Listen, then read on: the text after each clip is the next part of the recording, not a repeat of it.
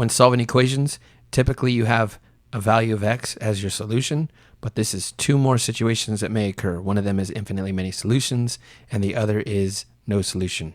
We're going to start with infinitely many solutions, and in order to get to that, we need to have this definition here, an identity, an equation that is true for all values of the variable. We're going to start with this example here, solve for x. In order to demonstrate what happens, let's start treating this just like a normal problem. So I'm going to draw my line on the equal sign. I'm going to distribute. I notice that I have like terms that are on different sides of the line. And hopefully even right here, you can notice something's a little funny here because these two quantities are equal. So let's say that we're to proceed and subtract 6x from both sides. Notice how both x's cancel out and we get 3 equals 3. So in this case, 3 equals 3 is true. And I'm going to explain to you what that means in just a little bit. But instead of, let me just show you, there's another way that we could solve this problem. Instead of subtracting 6x from both sides, we could have also subtracted 3 from both sides. And we would have had 6x equals 6x. And if you notice here, that's true, right? So we could write true here, or we could subtract 6x from both sides, and then you get 0 equals 0. This is also true. Okay, and we even, to be honest with you, we could have even stopped here because this was true. 6x plus 3 was equal to 6x plus 3. Anytime you have two sides of the equal sign that are identical on each side, we need to understand what's happening here. Okay, so watch this.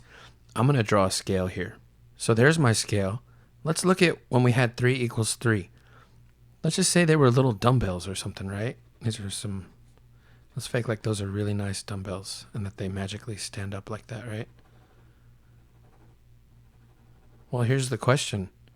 Are we balanced? Is 3 equal to 3? Assuming that these, they're equal in weight. Well, yeah, we're balanced here, right? So whenever you see something that is true like that, you could think of it in terms of a scale here, and you can ask yourself, is there balance? Will this work? And yes, it is balanced. Okay, but let's go look at another situation. Let's look at like that's in this same category here. So let me take you back to this right here. Notice another thing we could have done. We could have said that 6x is equal to 6x, right? And obviously this is true, but let's go back to our situation where we draw a balance and look at that. Pretend with me that x is just a weight that we don't know how much it is. Let's just make it a circle weight. So each x is like this weight, and it might be really massive or it might be really light. We don't know, but whatever it is, there are 6 of them on each side. So there's 6 on each side, right? Here's the question. Is this balanced? I hope you can see that this is balanced, right? So 6x is equal to 6x. If these unknown weights here, if each of them represented, say, 100 pounds, you would have 1, 2, 3, 4, 5, 600 pounds over here, and you would have 600 pounds over here, and you would achieve balance. If they were each 1,000 pounds, and you would have 6,000 pounds over here and 6,000 pounds over here, and this would be balanced, right? So here, check this out. You can let x be anything you want. If x were 100, check, it's balanced, right? Because that would be 600 pounds on both sides. If x was 1,000 pounds, then you would achieve balance. I could go on forever and ever and ever. I could let x be anything I want. Sorry, that's a question mark. You could let it be whatever you want. As a matter of fact, you could let it be infinitely many things, right? So I don't know. I'll just make up a random number. Let's say x were 5,000. 5, 10, 15, 20, 25, 30. You would have 30,000 pounds over here and 30,000 pounds over here, and you would achieve balance. And I know it might not even be making sense right now, but you could think of it as being negative numbers, and you would have the same amount of debt on each side. So if you were talking about money, it would just achieve balance, right? So x could be any real number. And how do we put that? When it can be anything, we say that there are infinitely many solutions.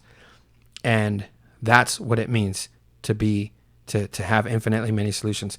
Okay, here's example 2, solve for x. Notice how similar it is to the last problem. I'll show you real quick. Look, here was the last problem. 3 times the quantity 2x plus 1 is equal to 6x plus 4, as opposed to example 1 was 6x plus 3. Watch how one little number is going to change our result and give us a completely different result, okay? So we're going to solve this just like normal. I'm going to distribute. We get 6x plus 3 is equal to 6x plus 4. And if you notice now, they are not identical on each side, right? But watch this. I would probably, we can go 2 different routes. Let's say we want to get rid of the 3 and we subtract 3 from both sides. Then we get 6x is equal to 6x plus 1, right? And then we subtract 6x from both sides and we get 0 equals 1. Is this true? No, not true. Are we balanced? We are not balanced. Do you see the difference? So what we say in this situation we say that there is no solution. So I'm going to circle that. Some people like to write this as their final answer, which is also correct. This means no solution. This or this is acceptable if you put this on a test or for homework. So let's go back and let's look physically what that means. 0 equals 1. Let's put 1 here. Obviously, this is going to fall. This is too heavy, right? There's 1 over here. There's none over here. We are not balanced, right? We're not balanced. This is not true. 0 is not equal to 1. Therefore, we have no solution. If you wanted to go back and let's say we did this problem a different way. Let's say that we distributed just like normal. We had 6x plus 3 is equal to 6x plus 4. This is somebody else doing the problem correctly, just a different way than this person over here. They would have subtracted 3. Instead of that, let's say that you had went directly and said, I'm going to subtract 6x from both sides because that's a property of equality. And you had 3 is equal to 4. Guess what? Let's go back to our balance. 3, 1, 2, 3, 1, 2, 3, 4. Are we balanced? Are we balanced? No. So, not balanced. This is not true. There is no solution.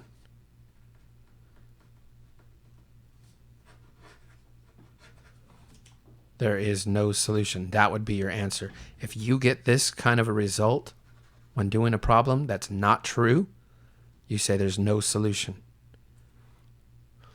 Let's look at that exact same problem, but let's just stop in a different spot and look at it a different way. Let's say, again, you distribute, and this time, let's say that you subtracted 3 from both sides.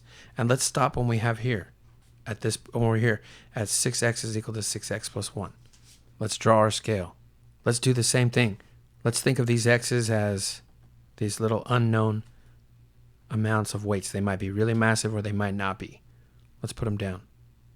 Let's assume that they're all the same. 1, 2, 3, 4, 5, 6. 1, 2, 3, 4, 5, 6. But wait, over here, there's also one more little weight, right? And you ask yourself the question, are they balanced? I hope you can see that they are not balanced. Why are they not balanced?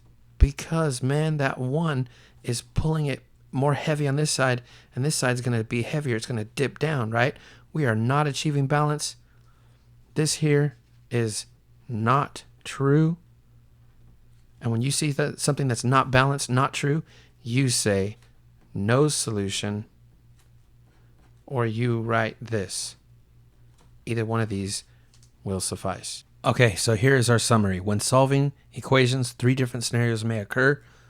Obviously, 1 is what you're used to. You get some real number as a solution, and you circle your final answer and you're done. Another one that may happen is infinitely many solutions, or IMS. This is where you get something that is true, that is balanced, and it might look like 7 equals 7, or negative 10 equals negative 10, or 6x plus 7 equals 6x plus 7. Anytime you get something identical, negative 5x equals negative 5x. It's identical on both sides. This is where you're in infinitely many solutions. Last case here, no solution. This is what we write for our final answer, or we just write no solution. You might get 8 equals negative 10. You might get 7x equals 7x minus 5. Notice how these x's could go away. You could subtract 7x from both sides and you get 0 equals negative 5. That's not true. No solution. You might come across negative 16x minus 4 equals negative 16x plus 9. Notice how you have variables that are exactly identical on both sides, and if you were to make those disappear, you're left with, again, something that is not true, so we would say no solution. This concludes our lesson on solving equations with 3 different outcomes, one of them being infinitely many solutions, another one being no solution, and another one being one real solution. Take care, and I'll see you in the next one.